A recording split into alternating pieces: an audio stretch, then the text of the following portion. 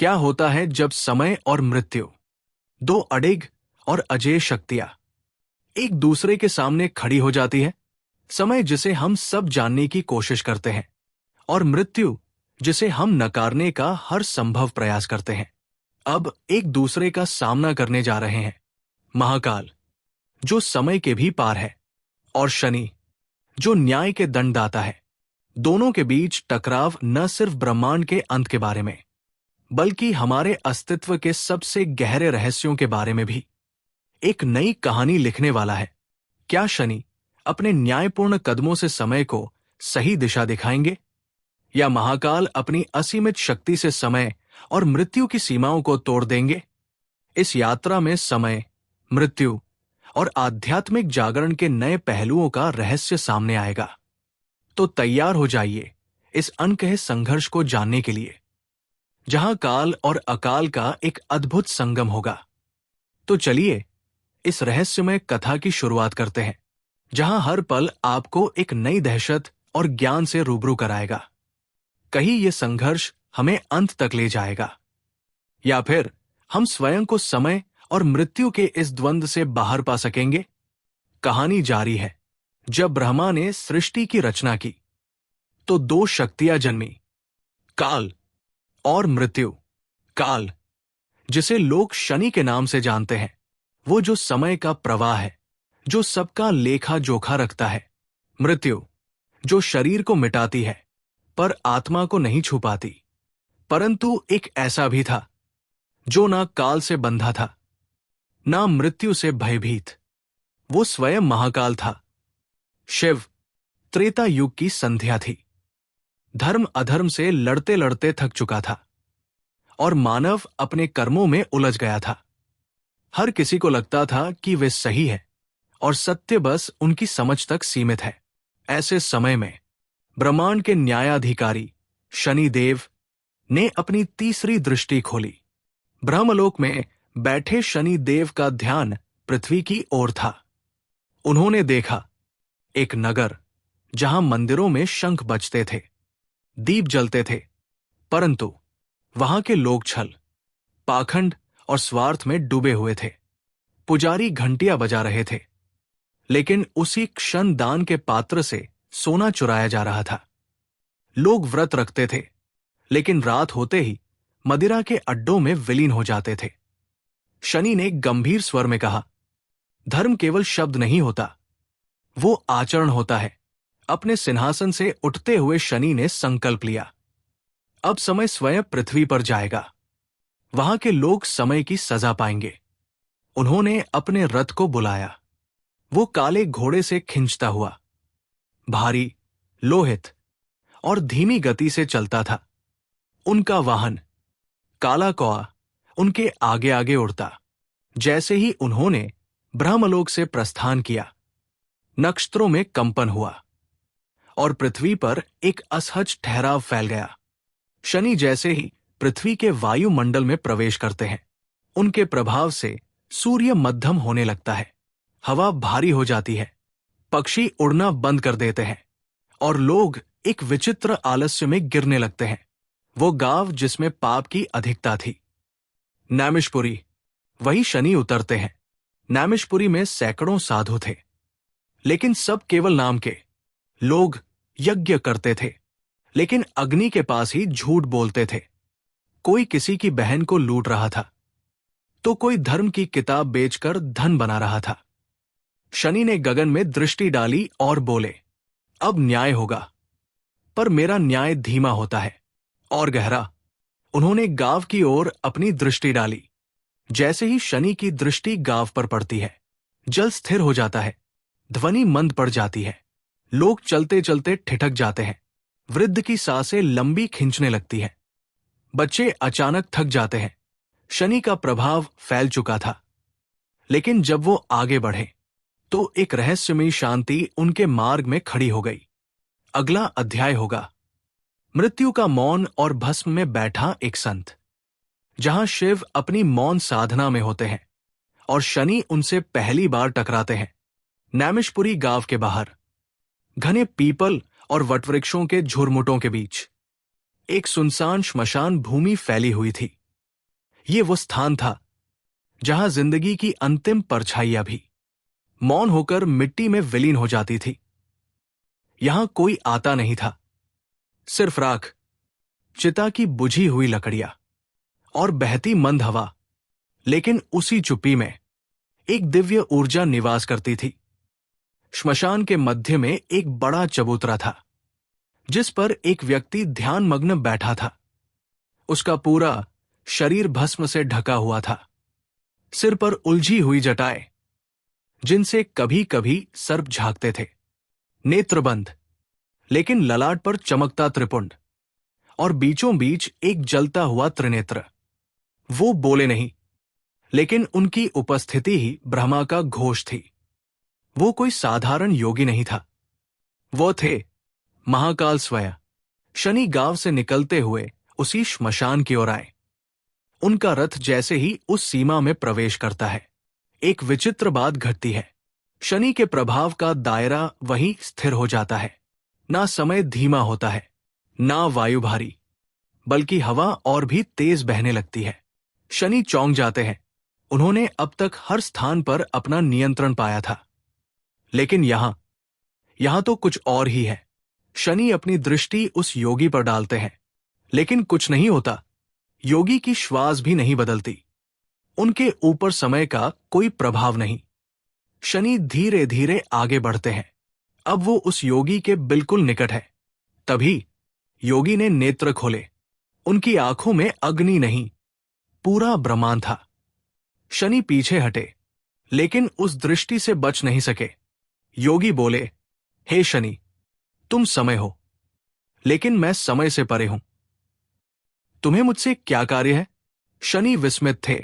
आप कौन है? योगी मुस्कराए।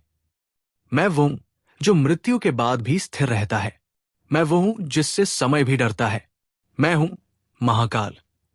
शनि ने हाथ जोड़ते हुए कहा, हे प्रभु, आप मेरे पिता स्वरूप हैं, परंतु क्या आपने नहीं देखा कि ये संसार कहा जा रहा है, अधर्म चरम पर है। क्या मुझे न्याय नहीं देना चाहिए? शिव गंभीर हुए। न्याय दो, परंतु करुणा के साथ। भय फैलाने से धर्म नहीं टिकता। सत्य को जागरूकता चाहिए, दंड नहीं। शनि मौन हो गए। शिव बोले, याद रखो शनि, समय को भी संतुलन चाहिए। जब वो संतुलन खो देता है, तब मैं प्रकट होता हूं, भस्म बनकर, मृत्यु की तरह शांत, पर चेतना की तरह जागृत। शनि ने पहली बार ऐसा अनुभव किया कि वे समय तो है, लेकिन समय का भी एक आरंभ है, और वो आरंभ शिव है। और वहीं से प्रारंभ होती है उनकी यात्रा, अपने पिता स्वरूप महाकाल के साथ ब्रह्मांडीय संतुलन की ओर। अगला अध्याय होगा जहां मौन भी बोलने लगा। रात अपनी गहराइयों में उतर चुकी थी। उज्जैन का आसमान काले कंबल की तरह फैल चुका था, और क्षिप्रा नदी की सतह पर चंद्रमा के प्रतिबिंब में रहस्य थिरक रहा था। महाकाल मंदिर के गर्भगृह में एक अजीब सी शांति थी। ऐसी शांति जो कानों से नहीं, आत्मा से सुनी जाती है। शनि और शिव आमने सामने बैठे थे। न कोई शब्द बोले गए, न कोई प्रश्न किए गए, लेकिन उस मौन में विचारों की लहरें उठ रही थी, भावों की ध्वनि गूंज रही थी। शनि की दृष्टि महाकाल के नेत्रों में समा गई, और वहीं से संवाद आरंभ हुआ। मौन में, प्रभो, मैं न्याय करता हूं, लेकिन क्यों लगता है कि लोग मुझसे डरते हैं? शिव की वाणी नहीं गूंजी, पर उनके त्रिनेत्र से निकली एक हल्की ऊर्जा शनि को स्पर्श करती है। शनि की आंखों के सामने दृश्य बदलते हैं। एक किसान जिसे अकाल ने तोड़ दिया, एक स्त्री जो विधवा होकर भी पूजा में डूबी रही, एक बालक जिसने बचपन में ही पिता खो दिया। शिव की मौन वाणी शनि के हृदय में उतरती है। तुम न्याय करते हो, पर जीवन सिर्फ न्याय से नहीं चलता, कभी कभी करुणा, संयोग और संकल्प भी समय का हिस्सा होते हैं। शनि ने दूसरा प्रश्न मन में रखा, आप महाकाल हैं, काल से परे, तो फिर आप मृत्यु को क्यों धारण करते हैं? शिव मुस्कुराए, और उनकी भस्म से लिपटी देह से एक लपट सी उठी। शनि ने देखा, एक साधक समाधि में बैठा है। वही साधक चिता पर जल रहा है और उसकी भस्म शिव के ललाट पर सज रही है। महाकाल का मौन उत्तर था, मृत्यु अंत नहीं, वो मेरी पूजा है, मैं उसे ओढ़ता हूं, क्योंकि वही जीवन का सबसे बड़ा सत्य है। अब संवाद मौन से ऊपर उठ चुका था। शनि ने तीसरा और अंतिम प्रश्न रखा, क्या समय को बदला जा सकता है? शिव के चारों ओर एक भंवरसा घूमने लगा। त्रिनेत्र खुला और एक ज्योति फूटी। शनि ने देखा, भविष्य की रेखाएं बन रही थी, मिट रही थी। कुछ भाग्य टल रहे थे, कुछ बनते जा रहे थे। शिव का मौन उत्तर हृदय में गूंजा, जो पूर्ण रूप से समर्पित हो उसका समय मैं बदलता हूं। जो केवल डरता है उसे तुम न्याय देते हो, पर जो प्रेम करता है वो स्वयं समय बन जाता है। जब सुबह की पहली किरण आई, शनि के नेत्रों में एक अलग आभा थी। उन्होंने शिव को प्रणाम किया।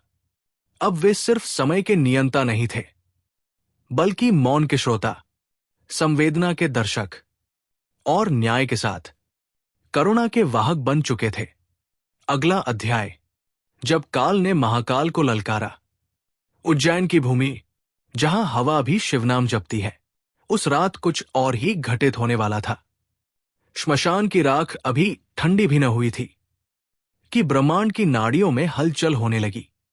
आकाश विचलित था और पृथ्वी कंपायमान। ये टकराव की आहट थी। मौन संवाद अब मुखर होने वाला था।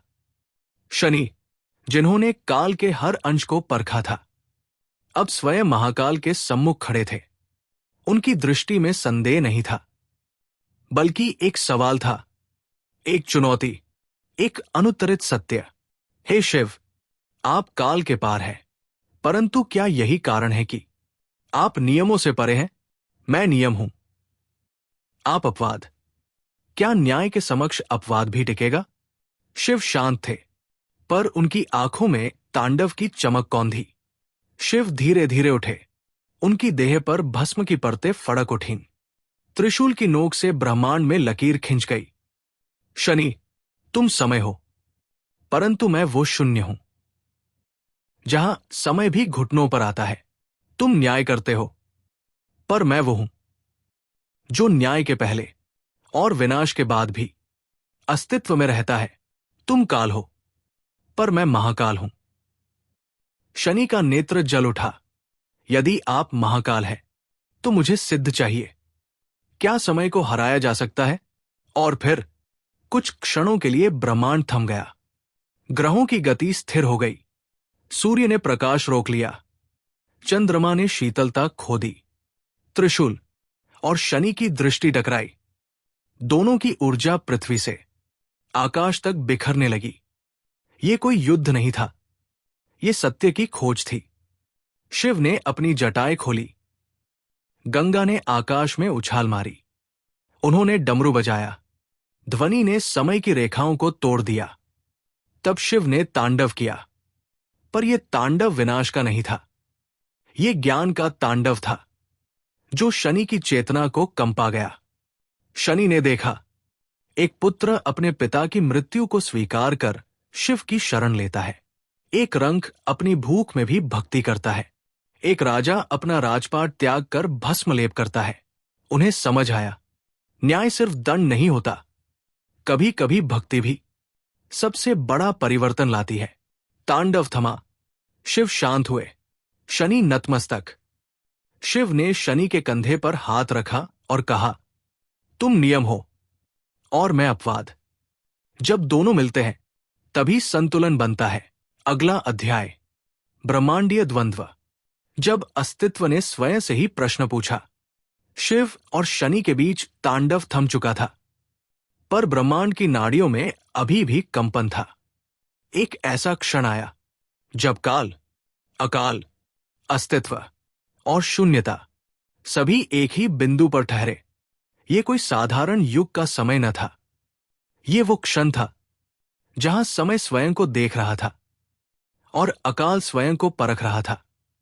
ये था ब्रह्मांडीय द्वंद्व, वो शून्य आकाश जो दिखता नहीं पर है। वही एक दिव्य मंडल स्थापित हुआ। ब्रह्मा वहां मौन थे, सृष्टि के आरंभ की प्रतीक्षा में। विष्णु वहां स्थिर थे, संतुलन के सूत्र थामे हुए। और बीच में शिव और शनि आमने सामने। ये संवाद अब केवल दो देवों का नहीं था, बल्कि समस्त ब्रह्मांड के नियमों और अपवादों का संघर्ष था। शनि ने कहा, मैं न्याय हूं। जो कर्म करे वही फल पाए। न कोई पूजा उसे रोक सकती है, न कोई आंसू उसे मोड़ सकता है। सृष्टि की नींव ही इस नियम पर टिकी है। यदि ये हिले तो ब्रह्मांड डगमगाएगा। उनकी वाणी में समय की गंभीरता थी और उनके नेत्रों में अटलता। शिव का प्रत्युत्तर। शिव ने त्रिशूल भूमि पर टेका। तुम सत्य हो शनि, पर मैं वो सत्य हूं जो नियमों के पहले था। जहां न ब्रह्मा थे न विष्णु, वहां केवल मैं था। नाद, तांडव और भस्म, मैं वो हूं जो विधि को भी लिखता है और उसे मिटाने का साहस भी रखता है। शब्द नहीं गूंजे, बल्कि विचारों की तरंगे ब्रह्मांड में फैल गई। शनि ने अपना दिव्य नेत्र खोला, शिव ने अपना त्रिनेत्र, और तभी समय के परे का द्वार खुला। दोनों ने देखा, एक ब्रह्मांड टूट रहा है और उसी के भीतर एक नया जन्म ले रहा है, जहां विनाशी सृजन का द्वार बन रहा है। ये दृश्य न शब्दों में था, न तर्कों में, ये केवल अनुभूति था। जब न्याय और प्रेम, काल और अकाल एक दूसरे को स्वीकार करना सीखते हैं। विष्णु ने मुस्कुराते हुए कहा, शनि, तुम नियमों के संरक्षक हो। शिव, तुम सृजन और सहार के स्वामी। तुम दोनों ब्रह्मांड के दो ध्रुव हो और बिना एक दूसरे के सृष्टि अधूरी है। शनि ने शिव के चरण स्पर्श किए। शिव ने शनि के मस्तक पर भस्म लगाई। अब सब शांत था, न कोई द्वंद्व, न तांडव। शिव ने कहा, कभी जब समय क्रोधित होगा तो उसे याद दिलाना कि वो भी मेरी ही संतान है। अगला अध्याय। जब शनि ने शीश झुकाया। शिव और शनि का ब्रह्मांडीय द्वंद्व अब शांत हो चुका था। त्रिनेत्र का ज्वाला शांत था। शनि का नेत्र भी अब दीप्सादीप्त पर कोमल था। सृष्टि फिर से गतिशील हुई। नक्षत्र अपनी कक्षा में लौटे और धरती ने फिर जीवन की ध्वनि सुनी। पर यह केवल लौकिक परिवर्तन नहीं था, यह था आत्मा का जागरण। शनि उस दिन न बोले। वे केवल उज्जैन की उस भूमि पर आकर खड़े हो गए जहां महाकाल मंदिर की घंटियां हर पल जीवन और मृत्यु के राग को झंकृत करती थी। श्मशान की राख शिव के चरणों में बिछी थी और शिव ध्यानस्थ। शनि वहीं उस राख पर बैठ गए। समय स्वयं भस्म हो गया अपने स्वामी के सम्मुख। शनि का मुख शांत था। उन्होंने शिव से कहा, मैं नियम था, परंतु अब जान गया कि रहस्य और कृपा दोनों नियम से परे हैं। आप न्याय नहीं, करुणा के प्रतीक है और करुणा ही अंतिम न्याय है। शिव ने आंखें खोली। उनकी दृष्टि में कोई गर्व नहीं था, नहीं अधिकार, केवल प्रेम था और मौन। शिव ने कहा, हे शनि, तुम काल हो, पर तुमसे भी पहले जो था वो मैं हूं। मेरे भस्म में न केवल मृत्यु का चिन्ह है, बल्कि सृष्टि के हर कण का ज्ञान समाया है। आज तुमने जो जाना वही परम सत्य है कि केवल दंड नहीं, दया भी ब्रह्मा है। शनि उठे और पहली बार समय ने अपना मस्तक झुकाया। उन्होंने शिव के चरणों में सिर रख दिया।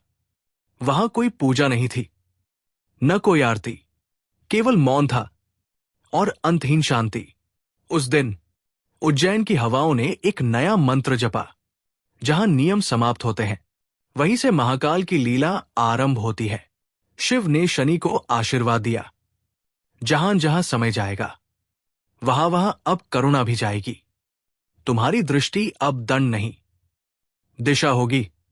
शनि लौटे अपने लोक को, पर अब उनके साथ था वो भस्म का अनुभव जिसने समय को नम्र कर दिया था। और शिव, वे वहीं श्मशान की चुप्पी में नृत्य कर रहे थे, भीतर के मौन के साथ।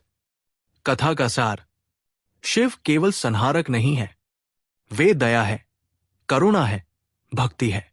शनि केवल दंड नहीं है, वे अनुशासन है, जागरण है, चेतना है। और इन दोनों का संगम ही ब्रह्मांड की वास्तविक धुरी है।